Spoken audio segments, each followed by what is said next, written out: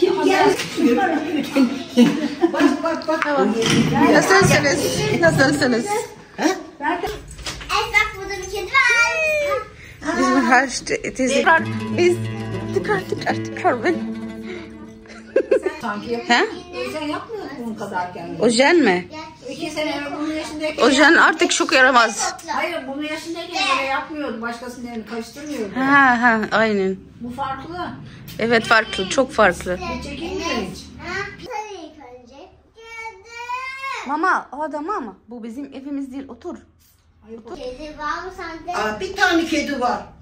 Paylaşın onun kavgası var. Yarım saat sen oyna, yarım saat sen oyna. Bu Nurcan teyze. Gel. Benim Nurcan teyze. Kavga ederler. Bunu Olsun geldiğinde. Hayvandı komşu. Annem çekim yapıyor. sen ne yapıyorsun? Bak gelmeni bekliyorum. Bak ben misafiri çok seviyorum. Annen de biliyor. Evet. Sen işte beni met komşum. Beni güzel. Met etme de beni yer. Yok. Bak çocuklar da çok güzel. Bırak oynasınlar. Bırak oynasınlar. Tamam. Bırak. Bırak. Ben çocukları severim. Hem çocukları sevindirmeyi severim. Büyükşehir burası güzel şeydi. İzmir'i met et. Bizim İzmir'imiz çok güzel. Bizim hele bu Almanya'ya bile gittim. Burası güzeldi. Buradan geldim. Arap olarak benim için kolay olacak mı? Taşınacak mesela. Yani ileride taşınacak mesela. Kolay gelmek istiyor onu söyle. buraya mı gelmek istiyor? İstiyor aslında. Afyon'u bilmiyorum nasıl olduğunu ama İzmir'imiz çok güzel. Sen de Afyon'da İzmir'e gel, evinde otur. Çocuklar hemen okulun dibinde çocuklar okula gider. Ama ben başörtü. Bu sorun olacak mı benim için? Başörtü var. Yok evin içinde başörtü olmaz. Dışarıya çıkınca olur. Gördüm dışarıda herkes örtülü eskisi gibi. Dışarıda, evde yok örtü. Gördün ya. Yok dışarıda yani sorun değil Arap olarak yani. Yok. Elektrikçilik yok. Arap olsun, beyaz olsun fark etmiyor. Gerçekten. Sokakta gördün ya örtülü. Bunu evde takmazsın. Yok ben takıyorum evde tabii ki. Ama sokakta takarsın. Tabii ki. Bak biz de sokağa çıkınca bağlıyoruz. Evde yok. Afyon'dan taşın. Gerçekten ben taşınmak Sorundan konuş. Efendine söyle. Komşular Söyleyeceğim. çok iyiydi, beni de çok sevdiler. Seviyorsun. Benim takipçilerim seni çok seviyor. Neyim beğenmişse benim neyim beğendiler acaba? Beğenmeyecek kadın değilsin ki. Teşekkür ederim. Vallahi bizim komşularımız bir numara, hepsi bir numara. Evet. Ha. Afyon'dan yani Afyon benim komşum yok. Yani değil burada Türkiye komşu yok, arkadaşlar yok. Kimse yok. Bu yüzden ben burada yani Burayı istiyorsun. Burada istedim. Çünkü ben sıkıldım yalnızlıktan. Burada komşuluk var, yürüme var. Evet. Pazar var, alışveriş gidiyorsun, yapıyorsun. Evet. Ay bir de her yerde böyle yok ama İzmir'de de komşuluk yok. Bizim burada öyleyiz. Evet. Her yerde yok. Evet. İzmir'in her yerinde yok. Evet. Yabancı gibi insan. Biz seneler bir şey siz akraba. Yap kız yap. Yok ben artık yaşlı ben. Ne yaşlısın? 50 yaşında doğuran var. Gerçekten mi? Şimdi fenler ilerledi. 50 yaşında da doğuruyorlar. Evet. Doğur bir tane kız. Sen doğur getir buraya ben bakarım.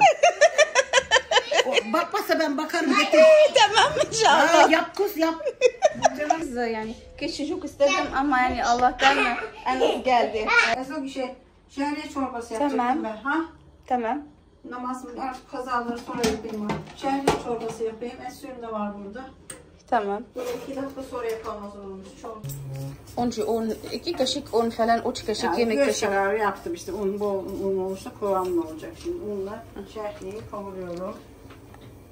Yağsız, tamamen yağsız. Şimdi yağsız. Tamam. Sana bir şey daha vereceğim. Şimdi et suyu ekleyeceğiz. Et suyu ısıtıp soğutmayı. Tamam. Arpa şehriye öyle de yapıyoruz musunuz? Arpa şehriyeyi ben tek yapmam da yoğurtlu yaparım onu. Bismillahirrahmanirrahim. Şuradan zeytinyağı çıkaracağım bir dakika. Tamam. Şimdi şöyle göz kararı. Zeytinyağı ekleyeceksin. Zeytinyağı karışık. Fındık yağı. Şimdi fındık yağı. Fındık yağsız olmaz mı? Ya da olur. Karışık canım. Her sırf zeytinyağı da olur ama tereyağı da koyacağım. Esas bunun şeyi tereyağı. Şimdi de girdi mi tamamdır şimdi. Şimdi domates Biraz salçası. salça. Biraz da domates. Dur. Domates suyu. Tamam. Onu şuraya atacaktın ya. Şuraya da. Yeter çok.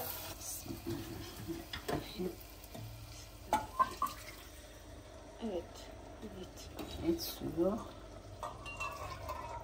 Normal su ekleyeceğiz. Oldu. السلام عليكم ورحمة الله وبركاته. ازيكم يا فريندز، عاملين ايه؟ وحشتوني جدا جدا. معلش انا طولت عليكم الغيبة، بس والله لظروف صحية هقولها لكم ان شاء الله في الفيديو كده قدام.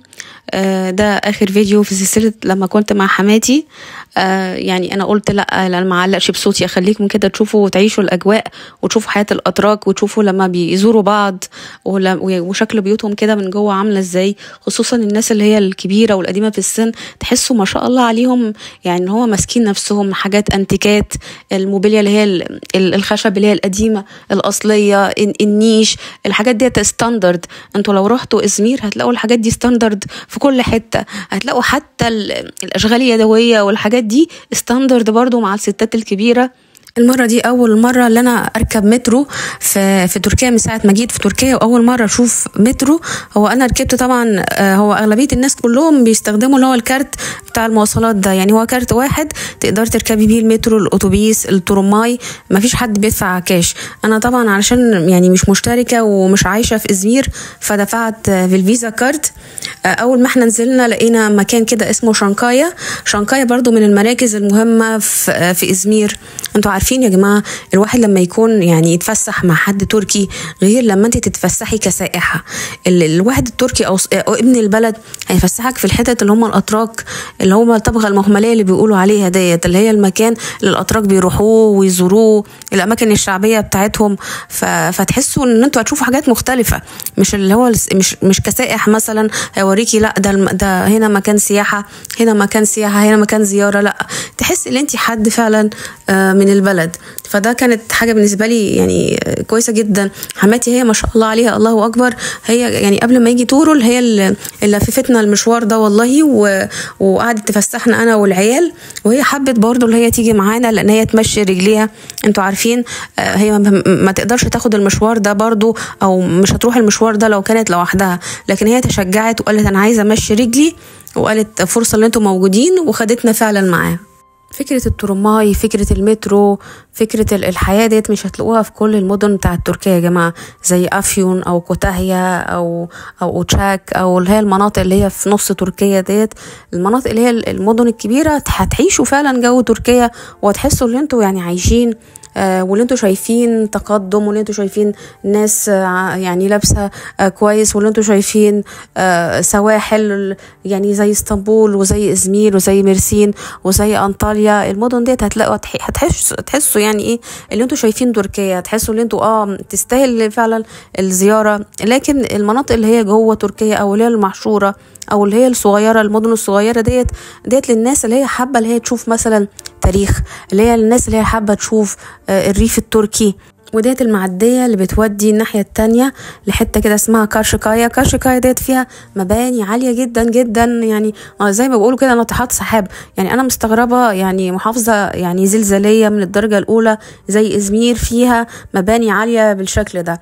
كان في النقطة دي كان تورل بقى وصل لإزمير من أفيون كرحصار، وقال لنا اللي احنا نركب. أنا قلت له أنا لازم أركب بقى المعدية، لأن هي طبعا بتوفر وقت كبير. يعني ممكن احنا في المعدية ناخد نص ساعة أو كده، المشوار ممكن ياخد ساعة ونص، ساعتين، بسبب الترافيك وبسبب يعني المرور والزحمة.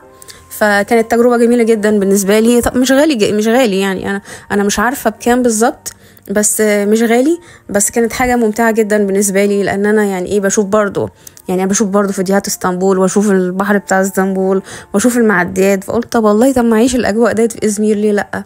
وديت بقى النضاره، وبمناسبه بقى النضاره يا جماعه، فانا يعني اعذروني اذا غبت عليكم لفتره طويله، بس انا فعلا تعبانه جدا. يعني الحمد لله على كل حال. عندي كده صداع 24 ساعة وتقل في راسي وفي عينيا كمان فيها جفاف شديد جدا والاستجماتيزم زايد.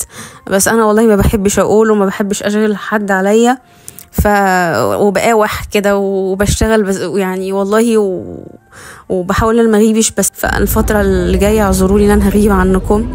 بعد ما احنا وصلنا كارشكايا الناحية التانية رحنا كده مول مشهور جدا في الناحية التانية، وعزمنا حماتي بقى عزومة كبيرة كده انتوا عارفين الدونار اللي هو طالع الايام ده الترند، اللي هو اللحمة المفرومة اللي بيفرشوها بورق زبدة وبعد كده بيحطوا عليها عيش متقطع وصلصة وزبدة، ده اللي هي الكوبيبة التركي، وديت حاجة كده بالجبنة. في تعليق كده جالي من احد متابعين الكرام بتقولي داري على حياتك يعني قبل فوات الاوان. والله يا جماعة انا سايباها على ربنا سبحانه وتعالى، يعني احنا كل ده اللي انا دايما بفتكره، احنا اخرنا متر في متر متر في متر. فالواحد يعني اللي هو يبص على حياة حد تاني او اللي هو يتمنى له الاذى او يتمنى له زوال النعمة، فديت حاجة يعني لا حول ولا قوة الا بالله. ربنا يكفينا ويكفيكم شرها، وفي الاخر احنا مستقرنا واحد، محدش واخد منها حاجة. ربنا بيقسم الارزاق وبيقسم الاقدار، وكل واحد ليه ساعة اجل. اهم حاجة الرضا، مش يعني الواحد ممكن يكون عايش حياة بسيطة ويكون سعيد جدا، ممكن الواحد يكون عايش حياة يعني فخمة جدا وربنا ياخد منه الصحة وربنا ياخد منه السعادة، ربنا ياخد منه حاجات كتيرة قوي. فالواحد زي دايما ما بقول محدش يعرف يعني ورا المظاهر فيها ايه يا جماعة. احكي لكم شوية اصدقائي عن مدينة ازمير ولكل الناس اللي هي عايزة تزورها او تروحها في يوم ان شاء الله. بصوا هي ثالث اكبر مدينة بعد اسطنبول وانقرة، طبعا موجود فيها بحر ايجا زي ما انتوا عارفين.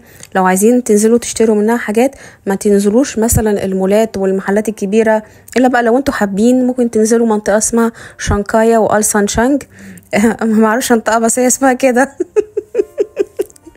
وفي منطقة برضو اسمها كمار ألت بازار، يعتبر زي سوق العتبة بالظبط، زحمة جدا. انا ما قدرتش اصوره لان طبعا الناس رايحة جاية وزحمة وماسكة العيال. محلات الذهب كلها موجودة في كمار ألت ده، في كمار ألت. محلات برضو الهدوم الاسعار الرخيصة هتلاقوها في كمار ألت. انا لما بنزل ازمير بروح كمار ألت ده مخصوص علشان خاطر اشوف هدوم. هتلاقوا طبعا هتلاقوا كل حاجة، يعني لبس محجبات، لبس اللي هو يعني مش محجبات، هتلاقوا كل حاجة موجودة، البهارات، يعني مكان مخصص للفضة وبيع الفضة بس زي اللي موجود في اسطنبول. واكتر حاجة بقى في كمار ألت اللي هو لبس العرايس واللبس يعني يوم الحنة. طبعا الزي التركي التقليدي بتاع الحنة ده لسه يعني محتفظين بيه وبيلبسوه لحد دلوقتي، واللي هو اللبس اللي عامل زي السندباد ده بتاع طهارة الأولاد ده برضو هتلاقوه موجود. جهاز العرايس، المفارش، كل الحاجات دي هتلاقوها يعني بسعر يعني كويس جدا عن باقي حتى تركيا، لان في مصانع كتيرة جدا في ازمير. وهتلاقوا كمان في ازمير اشهر حاجة محلات الموبيليا يا جماعة. اللي عايز فعلا يشتري موبيليا ينزل من ازمير، لان ازمير فيها محلات موبيليا بالهبل. في الفيديو ده احنا زورنا برضو جنب كمار ألت في اللي هو ساعة كوليسي او ميدان الساعة اللي انتوا شفتوها ديت مع حماتي اللي هو قبل التورماي. ديت الاماكن اهم اماكن احنا الحمد لله المرة دي رحتها في ازمير. يعني سبحان الله لما كان تورل موجود ما عرفتش اتفسح، لكن لما انا وحماتي والعيال بس طبعا لما كبروا شوية عرفنا نتفسح مع بعض. وشفت يعني ازمير بوقع تاني. انا لما كنت بروح ازمير مع تورل يعني ما كنتش بشوف مثلا ان كمار ألت اشوف كم البحر والحاجات دي، لكن المرة دي بقى دخلت في وسط الشوارع والمجتمع فعلا ونظامها عامل ازاي ازمير. عشان كده حبيتها قوي المرة ديت. من ضمن المعالم التاريخية والأثرية والسياحية اللي أنا أرشحها اللي انتوا لازم تشوفوها بحرارة أول ما تيجوا إزمير إن شاء الله هي المعالم ديت. أنا شفتها بس أنا ما كانش عندي قناة ساعتها فما صورتش. منها بيت مريم العذراء أو الفيرجن ماري هاوس، وده للأصدقاء المسيحيين. يعني المسيحيين بيزوروه من كل أنحاء العالم علشان خاطر يزوروا المكان ده. وفي برضو متحف في منطقة اسمها سلجوك، يعني مدينة كده جوه إزمير كبيرة. دي سلجوك ديت فيها برضو متحف فيه آثار رومانية كتيرة بس 18 بلس، لأنه انتوا عارفين عارفين المعالم الرومانية زمان كانت عاملة ازاي مش هينفع ان انا احطه نهائي حتى لو زرته. وفي برضو قلعة، يا جماعة انا مش عارفة اروح اي حاجة من الحاجات العالية ديت. تركيا فيها اماكن عالية جدا وقلعة، والله عندي قلعة اهو قلعة افيون اليتيمة اهي جنبي وشايفاها كل يوم في وشي، وعشان خاطر بخاف من المرتفعات ما اقدرش ان انا اروحها ولا اطلعها. والله في قلعة برضو في ازمير اسمها قديف كالي، وديت برضو حماتي قالت نطلعها، قلت لها لا يا حماتي، وجوزي قال لها ديت بتخاف من المرتفعات، من تاني دور ديت تتعب والله. ففيها قلعة برضو كويسة برضو ازمير هتعجبكم جدا. وفيها برضو المدرج اليوناني برضو ده شمال ازمير، ده يعني حلو جدا برضو، يعني لازم تزوروا الاماكن ديت ان شاء الله في ازمير. في نهاية الفيديو بتاع النهاردة أتمنى يا أصدقائي ما تنسوش الاشتراك في القناة الجديدة لو حابين، اللي هي هتكون يعني بالأفلام بالذكاء الاصطناعي. أنا حطيت فيها فعلا فيها أول فيديو، وأتمنى يكون عجبكم، والناس اللي شافته والناس اللي لسه ما اتفرجتش أتمنى اللي هي يعجبها إن شاء الله. أنا هحط اللينك في صندوق الوصف إن شاء الله. لو انتوا بقى من الأبطال اللي معايا لحد دلوقتي فأنا بشكركم على كل الحب وكل الدعم وكل التعليقات الجميلة جدا اللي هي بتوصلني. أصدقائي أنا متشكرة جدا ومتشرفة جدا بوجودكم، يعني أنا مش عارفة أقول لكم إيه، يعني بقيتوا عيلتي والله. يعني بحس بالمسؤولية كبيرة أول ما بغيب عنكم، بس صدقوني لما بغيب بيكون أكيد سبب قوي جدا. وأشوفكم على خير بإذن الله في فيديو قريب بإذن الله، أتمنى ذلك.